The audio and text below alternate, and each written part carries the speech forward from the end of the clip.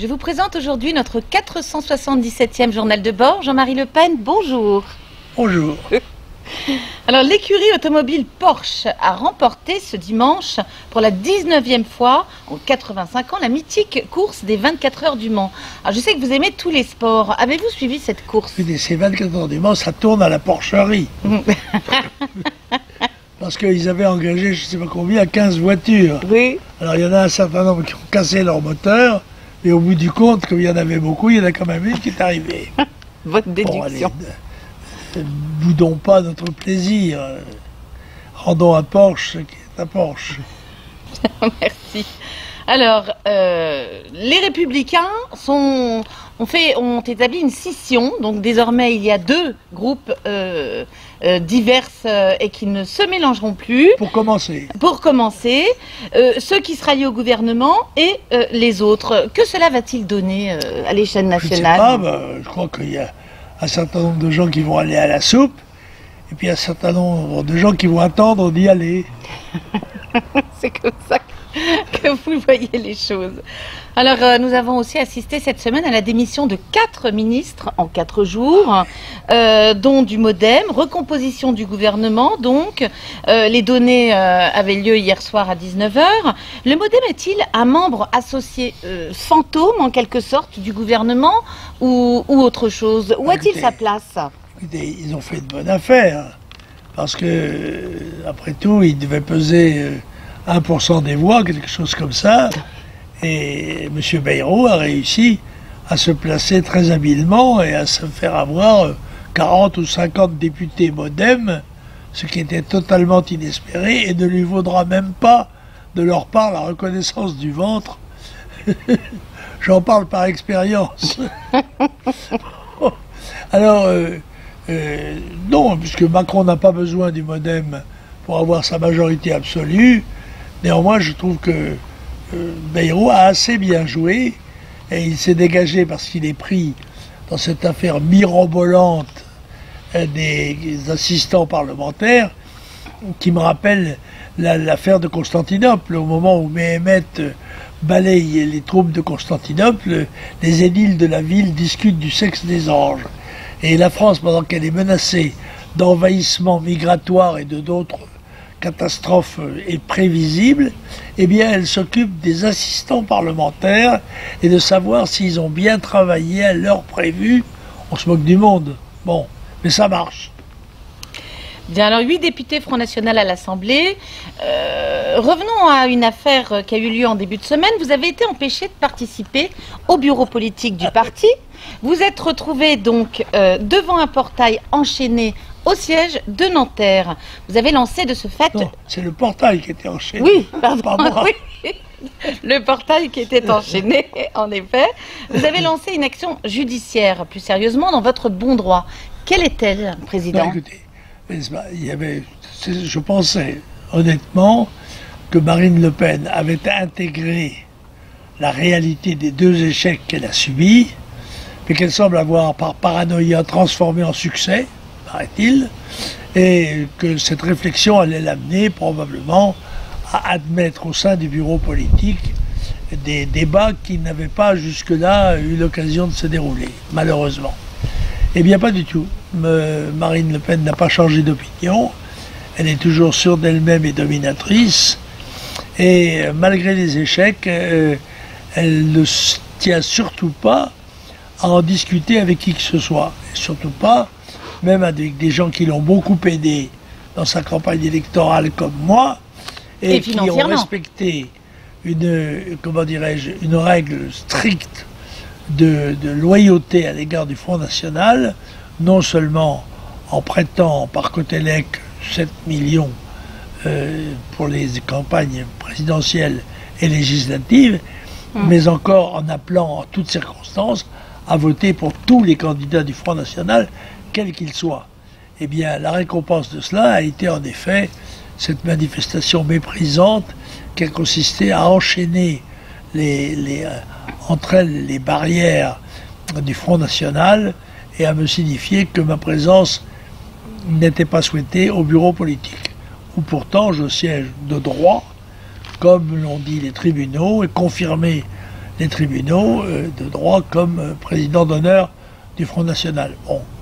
Alors, j'ai rappelé que dans ces conditions, il est généralement admis que les responsables d'une action politique remettent leur démission aux organismes décisionnaires, mais il se trouve que ces organismes, on ne les réunit pas, ou qu'on ne réunit que des petits groupes de courtisans, toujours prêts à applaudir et à approuver. Or, il y a un organisme au Front National qui s'appelle le Comité Central. Il est composé de 120 membres, 100 qui sont élus par le Congrès et 20 qui sont nommés par la présidente.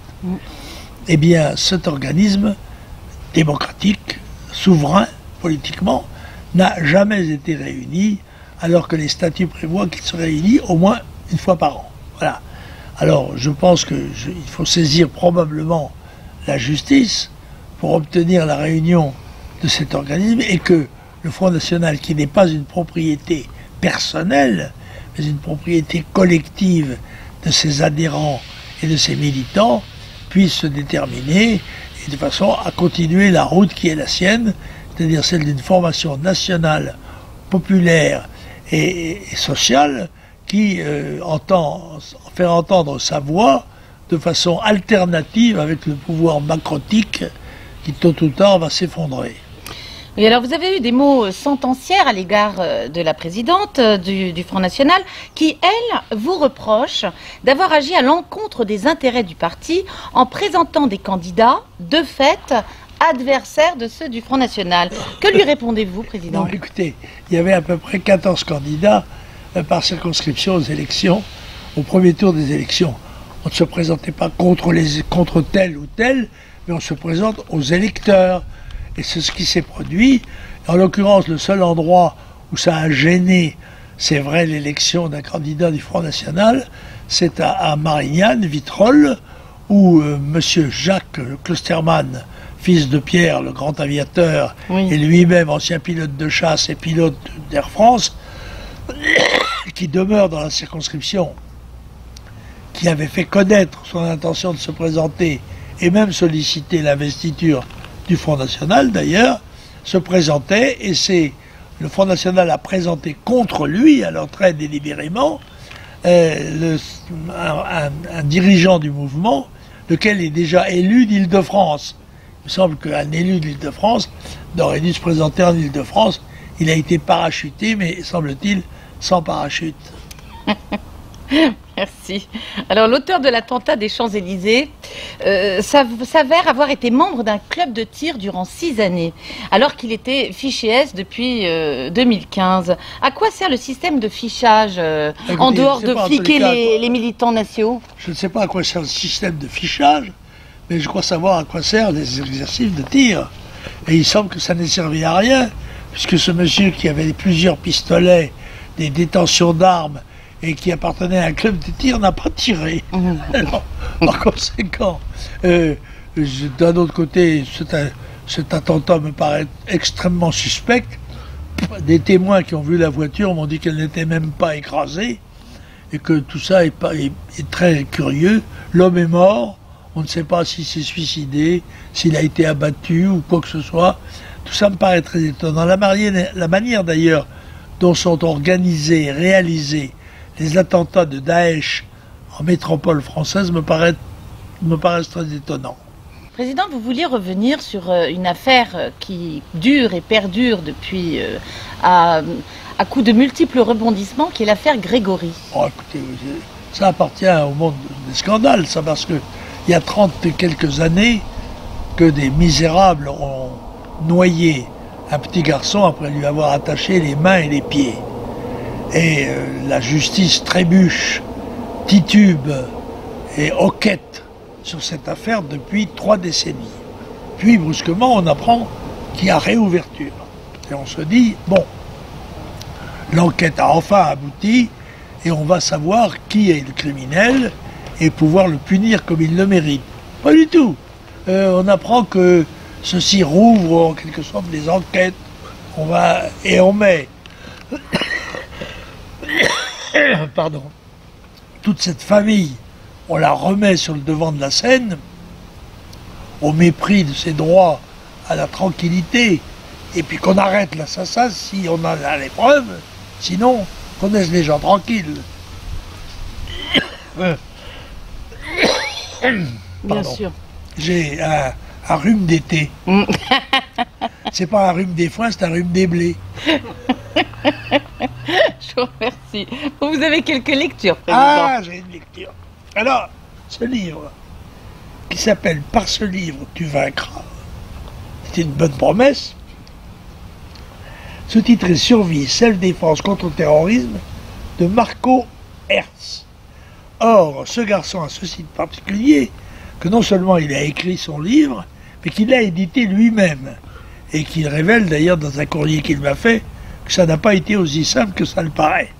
Alors c'est un livre très intéressant que je conseille vivement de lire parce que c'est un avertissement des précautions que doivent prendre les citoyens français, enfin les ménages, les habitants de la France en face des dangers qui apparaissent à l'horizon et qui d'ailleurs relaient en quelque sorte un mot d'ordre du gouvernement allemand il y a quelques semaines, quelques mois, qui demandait aux ressortissants de la République fédérale d'Allemagne de se constituer une petite réserve de vivres d'une dizaine de jours au cas d'événements graves.